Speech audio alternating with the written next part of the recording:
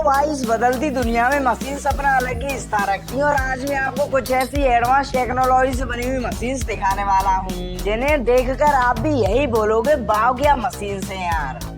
इस मशीन का यूज बड़ी बड़ी सुरंगों को बनाने में किया जाता है। ये मशीन इतनी बड़ी होती है कि काम शुरू होने से पहले इसे सॉल्व करने में ही 2 दिन लग जाते हैं और जब ये मशीन पूरी तरह से रेडी हो जाती है तो इसका काम देखकर अच्छे चौंक जाते हैं। अगर हम बात करें इस मशीन के प्राइस की तो इस मशीन को बनाने में लगभग 80 मिलियन डॉलर का खर्चा आता है जो इंडियन करेंसी में लगभग 590 करोड़ रुपए होते हैं। और महंगी हो भी क्यों ना, ये मशीन दुनिया की सबसे बड़ी और सबसे तेज काम करने वाली मशीन जो ठहरी, जो आने वाले समय में अपनी और अहम भूमिका निभाएगी। ये है खेत को जोतने वाली मशीन जिसके हल इतने बड़े होते हैं कि इसमें नॉर्मल 2 से 3 हल आराम से आ जाएंगे। इस मशीन के इतने बड़े हल होने के कारण ये मशीन किसी नॉर्मल मशीन का 2 से 3 गुना एक बार में खेत को जोत देती है। इससे ये मशीन कई एकड़ जमीन को कुछ ही मिनटों में आराम से जोत देती है। और जब ये मशीन अपना काम कर रही होती है तो इसे देखना सेटिस्फाई से कम नहीं होता। ये तो हम सब लोगों को पता ही है कि धान को खेतों में बोने में कितना टाइम लगता है, लेकिन ये मशीन इस काम को बड़ा ही आसान कर देती है। पहले इस मशीन में धान को रखा जाता है, फिर ये मशीन उस धान के पौधों में एक एक पौधे को जमीन में गाड़ दी जाती है और उन धान को ये मशीन एक लाइन में गाड़ती है जो देखने में काफी इंटरेस्टिंग लगता है और इससे धान में अच्छी पैदावारी भी होती है। आपने सड़कों पर जगह जगह कुछ इस तरह के ढक्कन लगे हुए तो देखे ही होंगे जिनका यूज सेवर लाइन के सही मॉनिटर के लिए किया जाता है और ऐसे ही मैनहोल को बनाने और इन ढक्कन को निकालने के लिए यूज की जाती है ये मशीन, जो मैनहोल साइज का गड्ढा खोदती है और एक सर्कुलर साइज का ढक्कन निकाल देती है। ये मशीन बहुत ही छोटे साइज में आती है जो सड़क को बिना नुकसान पहुँचाए उतने ही बीच में गड्ढा खोदती है और ढक्कन को निकाल देती है।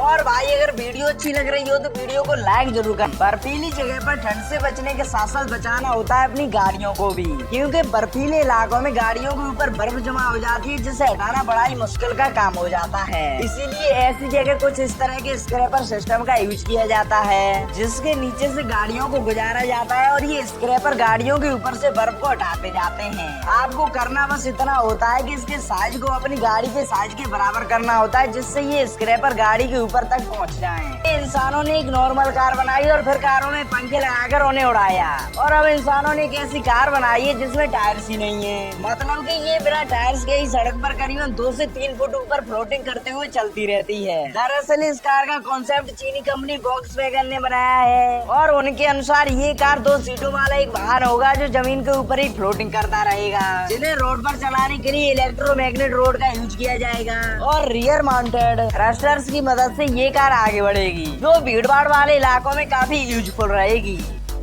ये है दुनिया की सबसे बड़ी और पावरफुल हाइड्रोलिक प्रेस मशीन जिसे डेनमार्क की फ्रैक्टम कंपनी ने बनाया है, जो छोटे पत्थरों को तो कुछ ही पलों में चकनाचूर कर देती है और बड़े पत्थरों पर भी 300 KL जूल तक की पावर लगाकर उन्हें भी चकनाचूर कर देती है। अगर हम इसे किसी दूसरी पावरफुल हाइड्रोलिक हैमर मशीन से कंपैरिजन करें तो ये उनसे करीबन 15 गुना ज्यादा ताकतवर है, जो किसी भी बड़े से बड़े पत्थर को चकनाचूर करने के लिए काफी है। बर्फीले इलाकों में जब बहुत ज्यादा बर्फ पड़ती है तो वहाँ की सड़कों पर बहुत ज्यादा बर्फ जमा हो जाती है जिससे रास्ता पूरी तरह से बंद हो जाता है। इसलिए बर्फ को रोड से हटाने के लिए यूज में लाई जाती है ये मशीन, जो बर्फ को रोड से हटाकर दूर फेंक देती है। इस मशीन के आगे की तरफ लगे हुए घुमावदार ब्लेड्स किसी भी ठोस से ठोस बर्फ को आसानी से काटकर दूर फेंक देते हैं। इस मशीन का यूज ज्यादातर उन जगह किया जाता है जहाँ बर्फ की मात्रा बहुत ज्यादा होती है।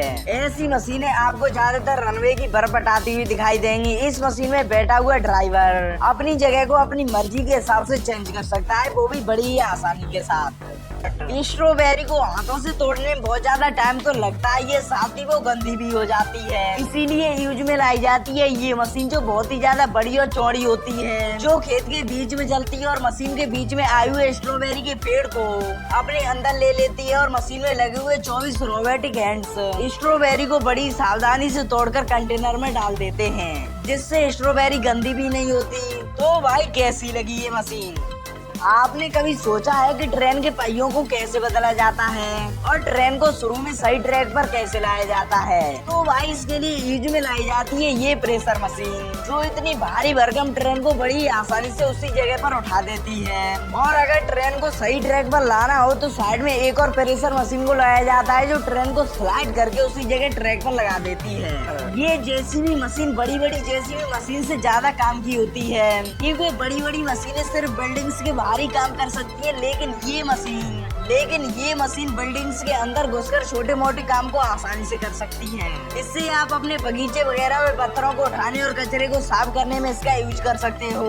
इसके आगे की तरफ एक होल्डिंग हैंड लगा होता है, जिसे आप अपने हिसाब से छोटा या बड़ा कर सकते हो। इस मशीन को कंट्रोल करने के लिए इसमें बड़ी मशीन की तरह ही गियर्स दिए होते हैं। ये मशीन छोटी छोटी जगह से निकल जाती है, जहाँ से बड़ी मशीनों का निकलना नामुमकिन है। ये मशीन जमीन में पाइप्स को बिछाने का काम करती है। ये मशीन पहले तो मिट्टी को खोदकर एक तरफ करती हुई जाती है और इसके पीछे लगी हुई एक छोटी मशीन पाइप को पीछे से बिछाती हुई आती है। वो चारा डालते वक्त चारा फैल जाता है और कभी कभी गाय चारा खाते वक्त भी चारे को फैला देती है। तो उस वक्त फैले चारे को एक साइड इकट्ठा करने के लिए यूज की जाती है ये रिमोट कंट्रोल से चलने वाली फीड पुशर मशीन को। ये मशीन गायों को डिस्टर्ब किए बिना ही चारे को एक तरफ कर देती है और उसके बाद गाय बड़ी आसानी से चारे को खा लेती है। खेतों से आलूओं को खोदना बड़ा ही मुश्किल का काम होता है, इसलिए यूज में लाई जाती है ये मशीन, जो पहले तो आलूओं को जमीन से मिट्टी और कचरे सहित उठाकर अपने अंदर ले लेती है और आलूओं के साथ आया हुआ कचरा दूसरी तरफ से बाहर निकाल देती है। और ये मशीन करीबन 15 टन तक के आलूओं को अपने अंदर स्टोर कर लेती है। फिर उसके बाद ये मशीन उन आलूओं को जमीन पर नहीं डालती, बल्कि एक दूसरे कैंटर में खुद से ही स्टोर कर देती है। जब तक कार चलती फिरती रहती है तब तक ये अच्छी लगती है, लेकिन जब इन कारों का इंजन खराब हो जाता है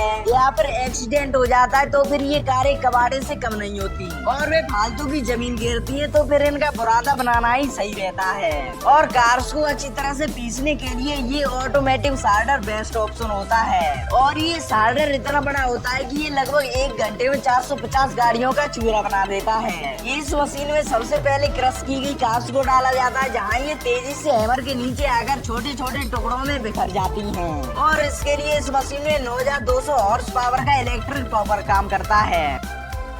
तो भाई आज के लिए बस इतना ही, मिलते हैं नेक्स्ट वीडियो में। तब तक के लिए वीडियो को लाइक करके चैनल को सब्सक्राइब जरूर कर दीजिएगा और ये जरूर बता के जाना कि आपको इनमें से कौन सा इन्वेंशन सबसे ज्यादा अच्छा लगा।